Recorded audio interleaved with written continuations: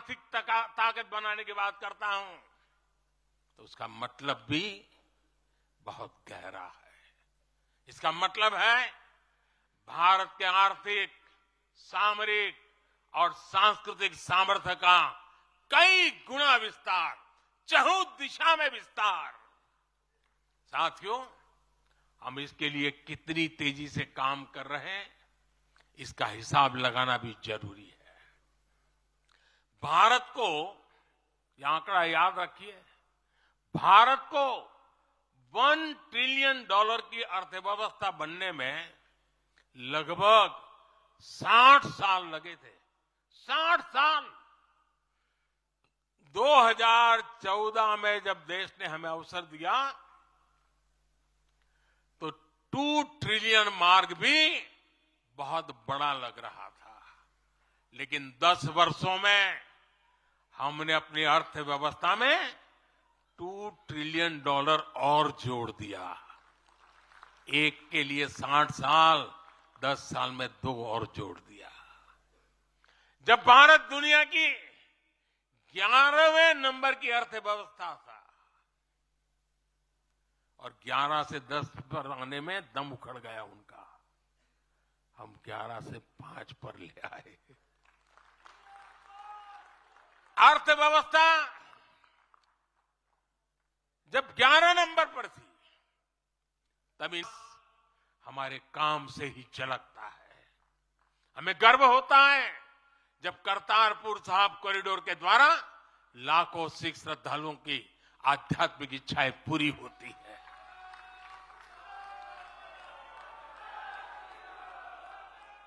अब कल्पना कीजिए, 70 साल तक भारत की सीमा में रह करके हमारे सिख पंथ के अनुयायी दूरबीन से पाकिस्तान के अंदर करतारपुर साहिब के दर्शन करते थे। हमने रास्ते खोल दिए दोस्तों। अब वो स्थिति बदल गई है।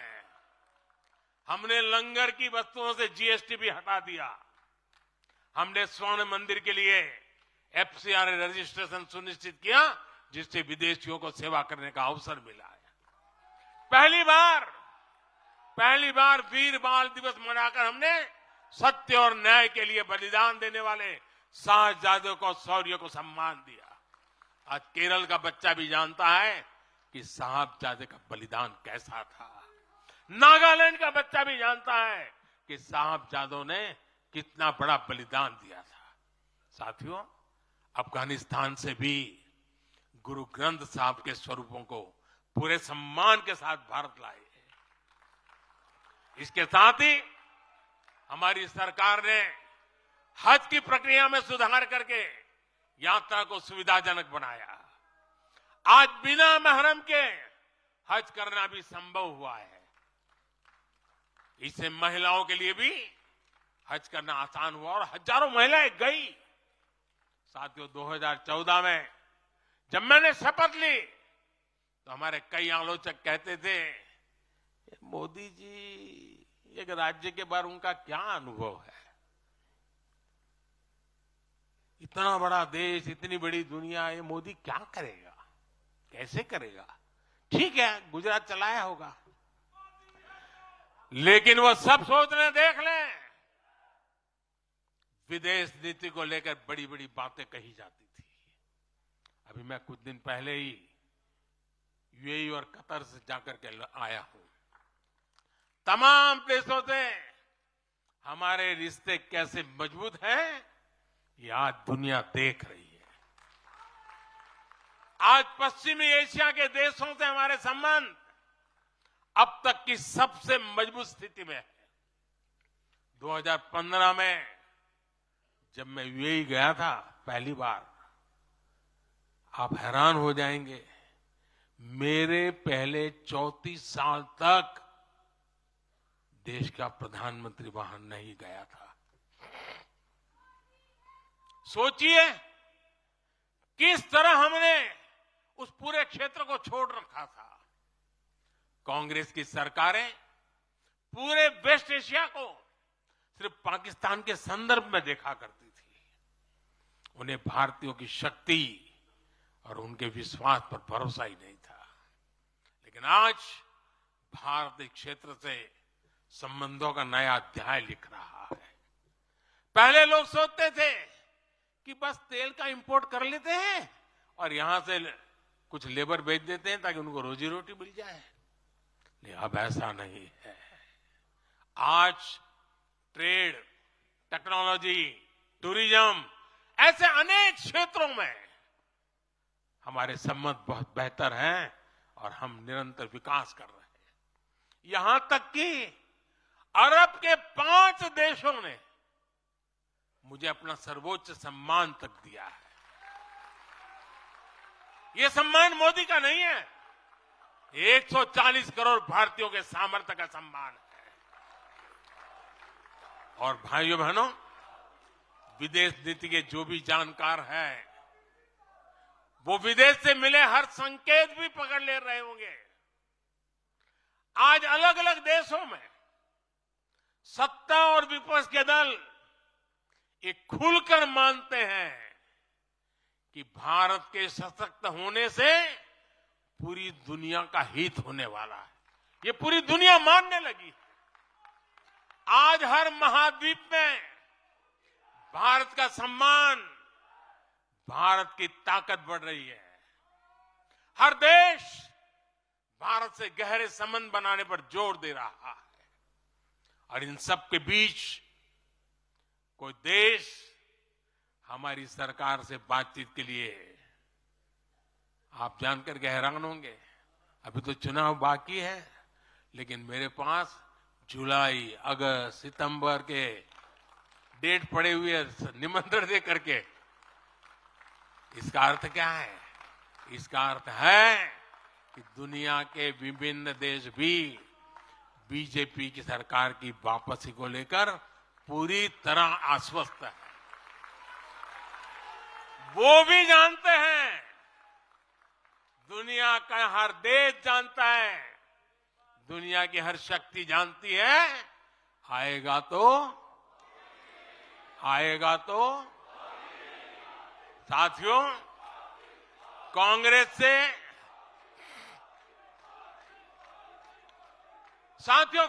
से देश को बचाना, देश के हर नागरिक को बचाना, हमारे बच्चों का, हमारे युवाओं का भविष्य बचाना बीजेपी के प्रत्येक कार्यकर्ता का दायित्व है। कांग्रेस का ट्रैक रिकॉर्ड हम सभी के सामने है।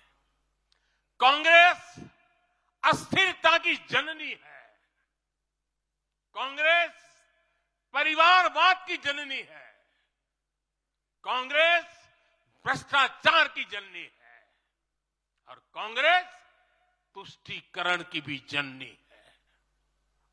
70 के दशक में जब देश में कांग्रेस के विरुद्ध गुस्सा बढ़ना शुरू हुआ तो खुद को बचाने के लिए इसने अस्थिरता का सहारा लिया। हर नेता की सरकार कांग्रेस ने अस्थिर की। आज यहां प्रस्ताव के समय इसकी चर्चा आई है, तो मैं ज्यादा उसके लिए कहता नहीं हूं। आज भी ये लोग अस्थिरता पैदा करने के लिए नई नई साजिशें कर रहे हैं। इन लोगों ने मिलकर जो गठबंधन बनाया है उसकी भी यही पहचान है। कांग्रेस के पास विकास का एजेंडा नहीं है, फ्यूचर का रोड मैप नहीं है। ये देश को कभी भाषा के आधार पर तो कभी क्षेत्र के आधार पर बांटने में जुटे हुए हैं।